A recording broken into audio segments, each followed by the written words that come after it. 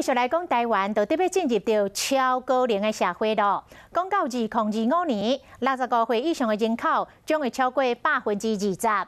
这个高龄者骨头含少的问题，嘛将做隐形危机。尤其有真侪人拢误解，针对肉类甲牛奶类这类含钙的物件，拢无啥加食，这是颠倒会造成着骨头含少体早来发生。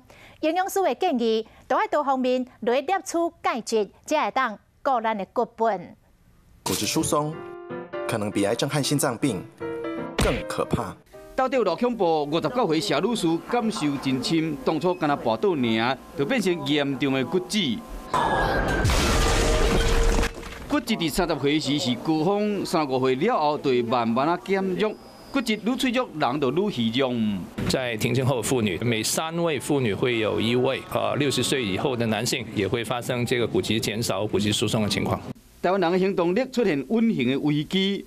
骨质的密度偏低，有286万人，也有81万人无够肉，再加上353万人有关节无爽快的相关症头，进入高龄化的社会，可能每3个人就1个人出现行动无方便，唔敢加食肉、加啉牛奶，恐起地输，蛋白质、钙质无够。那如果不能喝牛奶的人呢？其实可以从一些乳制品，比如说像优酪乳啦，或是优格，那甚至于有些绿色的蔬菜，比如说像芥蓝菜，或是苋菜啦，然后或是绿花野菜，这个含钙量都蛮高的。2025年，台湾队进入超高龄社会，为即马开始，食食的平衡，爱加减运动，照到提早欠骨本。